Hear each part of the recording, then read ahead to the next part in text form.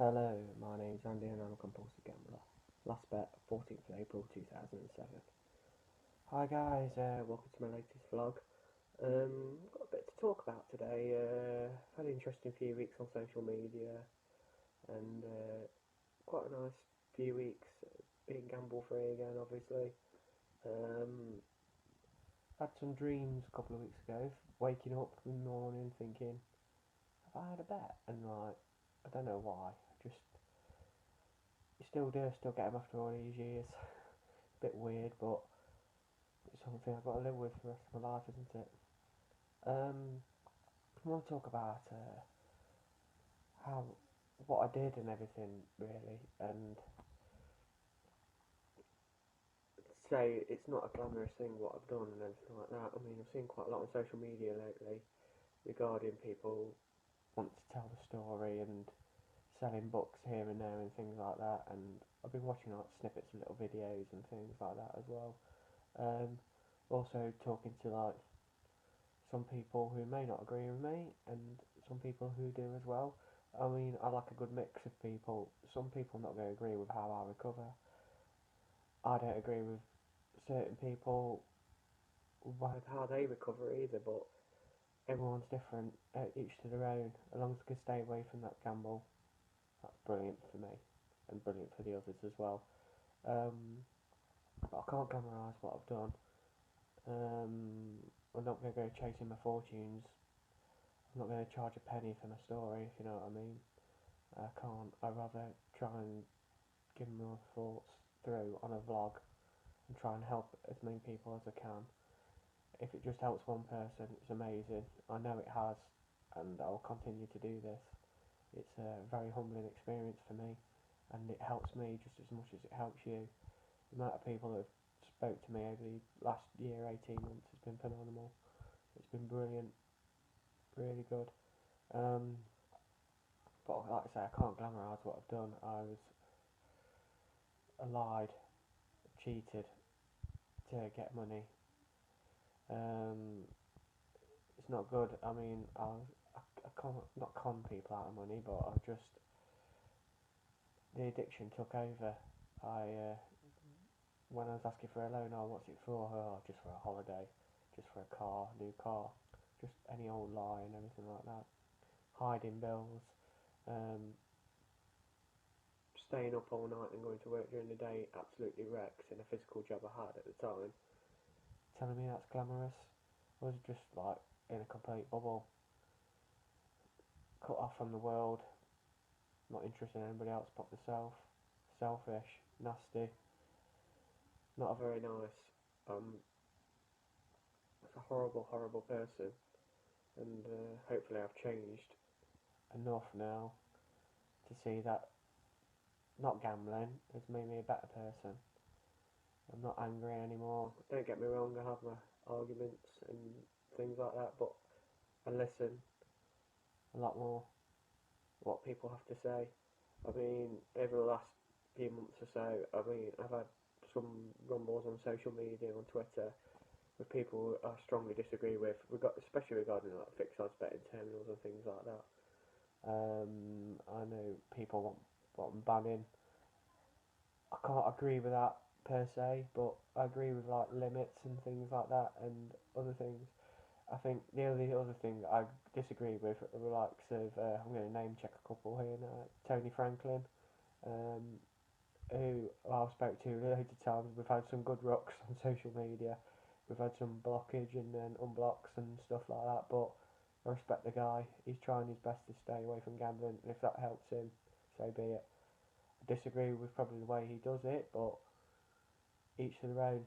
I'm sure he disagrees with the way I am, and he doesn't way I recover and things like that, but it helps to talk to people like Tony, and hope it helps him to talk to someone like me. Um, I like I say, I disagree on banning certain elements of gambling because compulsive gamblers are like water. We'll try and find it. We'll find another way, if you know what I mean. Um, and but as I said, each to their own. I'm not going to stop no campaigns or anything like that. If it helps a particular person, then so be it. Totally up for like credit card blocks and things like that on application. The only thing, like I say, is it's got to come from ourselves.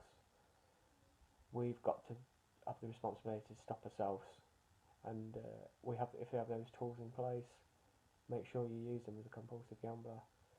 Have all your barriers in place at the ready. Like I say, I've warned time and time again, the time, money, and opportunity thing. All three come together. I'm going to have a bet. So I'll try and keep away from it as much as possible. Try and keep that broken, that triangle. Like I say, I've talked to people recently about raffles and even like for my American friends on here or anyone abroad, they have a thing called Dream Team over here, which is like pick a fantasy football team, probably similar to your NFL and all that shiz. So you pick your team and like try and accumulate most points. It's a free thing over here, but it's kind of linked to gambling and things like that. I'm always wary of something like that where you're trying to win money even though you're entering for free. It's like I heard a good saying in a GA room, obviously anonymously, it, keeping the pilot light on, if so to speak, keeping it burning, thinking it's there. You've got like a caged lion, but you've left the door open. Try and keep the temptation away. Something like that could trigger you, and think, oh, it's okay, I can have a couple of quid on a bet.